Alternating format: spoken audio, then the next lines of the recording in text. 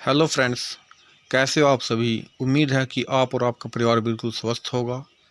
स्वागत है आपका अपने यूट्यूब चैनल मेटा स्टडी पर। अगर आपने चैनल को सब्सक्राइब नहीं किया है तो जल्दी से सब्सक्राइब कर लें और बेल आइकन के बटन को दबाना ना भूलें। फ्रेंड्स, आज हम एक इम्पोर्टेंट विषय पर बात करने जा रहे हैं। वो है HCS से रिलेटेड। हम आपकी जानकारी के लिए बता दें कि जो HPSC है, हरियाणा पब्लिक सर्विस कमीशन, उन्होंने HCS का जो है फॉर्म निकाला था और 16 फरवरी से उसको एप्लीकेशन की इन्होंने बात कही थी। हालांकि उस लिंक को एक्टिवेट नहीं किया जा सका था, लेकिन आज जो है लेटेस्ट न्यूज़ यही है कि आज जो है लिंक एक्टिवेट हो चुका है। अगर आप भी HCS के लिए अप्लाई करना चाहते हैं तो आप भी अब से अप्लाई कर सकते हैं। आज हम बात करेंगे कि HCS प्रीलिम्स की ऐसी कौन सी गलतियां हैं जो हमें नहीं करनी है ताकि प्रीलिम्स को क्लियर किया जा सके आसानी से। दोस्तों, आज हम इसी बारे में विशेष चर्चा करेंगे और मैं इस बारे में चर्चा इसलिए कर पा रहा हूं क्योंकि मैंने HCS 2021 का प्रीलिम्स क्लियर किया था, मेंस दिया था। हालांकि मेंस मेरा क्लियर नहीं हुआ और मेरा फाइनल सिलेक्शन भी नहीं हो पाया।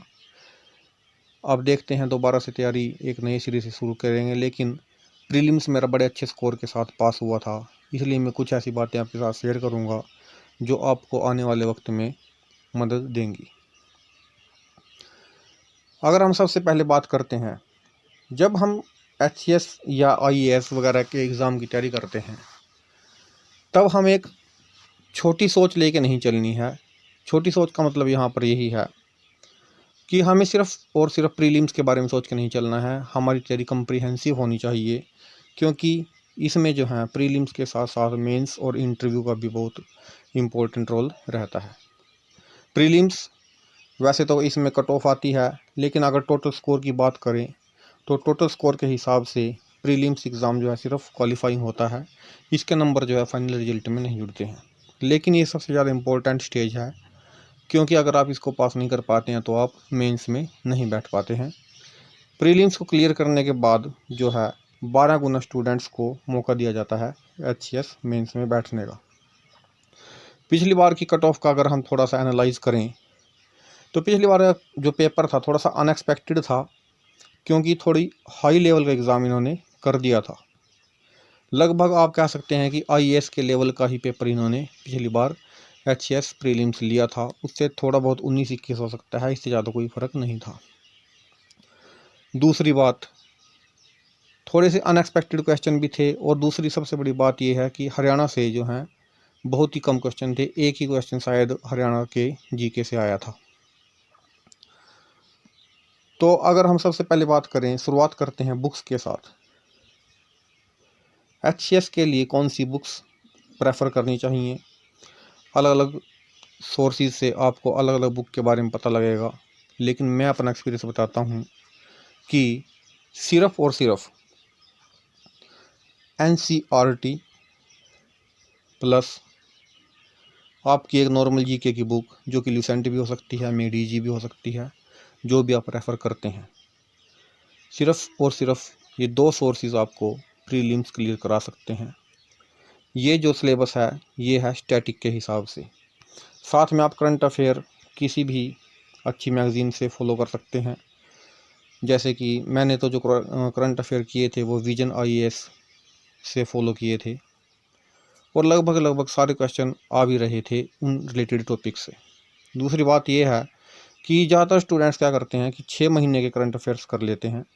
6 महीने करंट अफेयर्स नहीं करने हैं, लगभग 1 साल के तो इम्पोर्टेंट हैं ही हैं। मतलब 1 साल से कम का तो आपको करना ही नहीं है करंट अफेयर किसी भी हालत में। अगर आपके पास टाइम है, अगर आप पहले से भी पढ़ रहे हैं, तैयारी कर रहे हैं, कंफर्टेबल हैं, तो आप लगभग 1.5 साल के करंट अफेयर्स रिवाइज कर सकते हैं। मतलब कि इन 1.5 साल में आप कह सकते हैं कि जो शुरू के 6 महीने करंट अफेयर होंगे, जो पुराने वाले हैं, उनको आप जस्ट रिवाइज कर लें और उनके साथ कनेक्ट करके अगले 1 साल के करंट अफेयर्स को अच्छे तरीके से प्रिपेयर करें।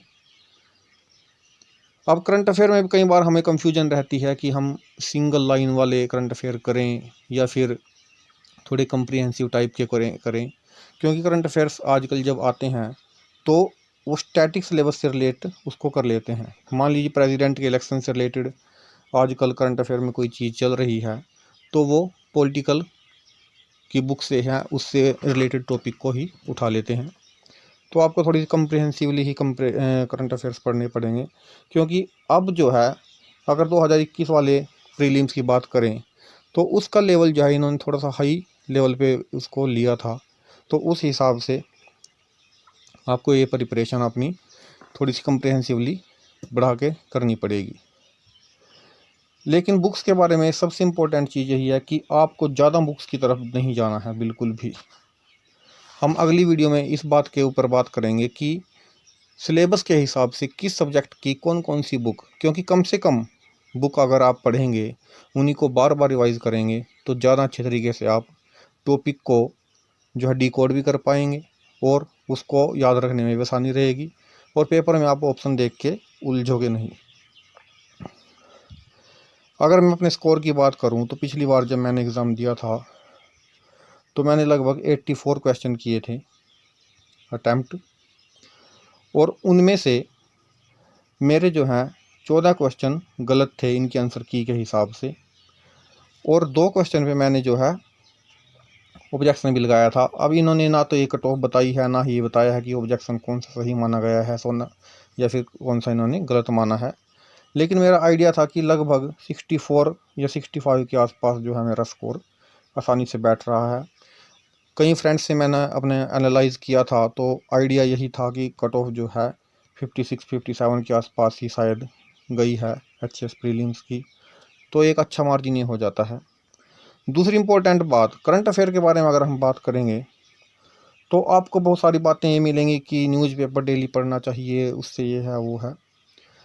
अगर आप लॉन्ग टर्म में तैयारी कर रहे हैं तो न्यूज़पेपर से अच्छा कोई भी सोर्स नहीं है करंट अफेयर का, क्योंकि उसमें चीज़ों को जो है ज़्यादा अच्छे तरीके से हम समझ पाते हैं।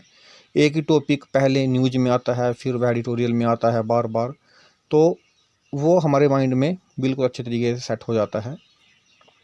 और वो मेंस के लिए भी ज़रूरी है, थोड़ा लैंग्वेज का भी आपको पता लगता है। लेकिन अगर आपके पास टाइम कम है, अगर आप वर्किंग पर्सन हैं, आप जॉब करते हैं, तब आप न्यूज़पेपर की तरफ बिल्कुल भी ना जाइए। ये मैं आपको बिल्कुल क्लियरली सजेस्ट कर रहा हूँ, क्योंकि अगर आपके पास पढ़ने के लिए 3-4 घंटे ही हैं डेली बेसिस पर, और आप डेली न्यूज़पेपर पढ़ने की कोशिश करेंगे, तो आप सिर्फ़ और सिर्फ न्यूज़पेपर तक ही सीमित रह जाएंगे।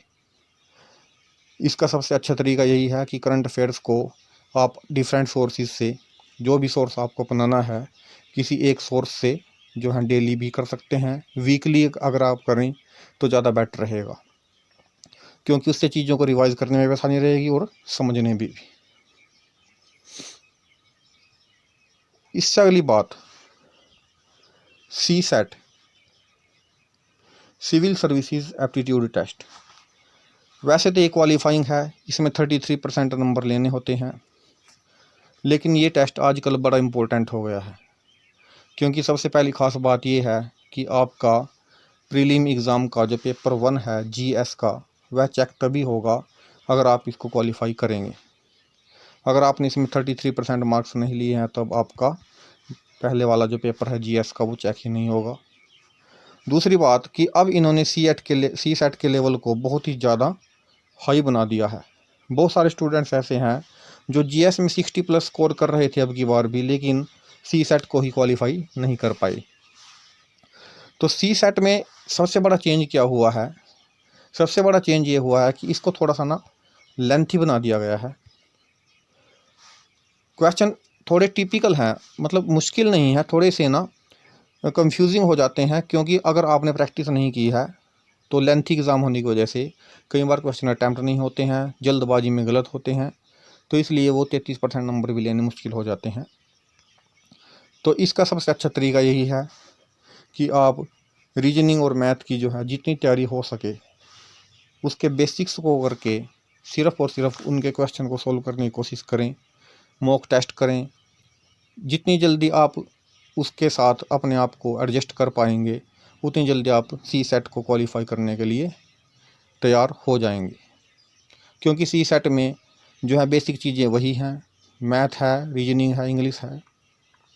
सिर्फ़ और सिर्फ प्रैक्टिस की ज़रूरत है। अगर आप हर 2-3 दिन में 1 घंटा 2 घंटे इस पर लगा सकते हैं तो आप रेगुलरली इसको करते रहिए।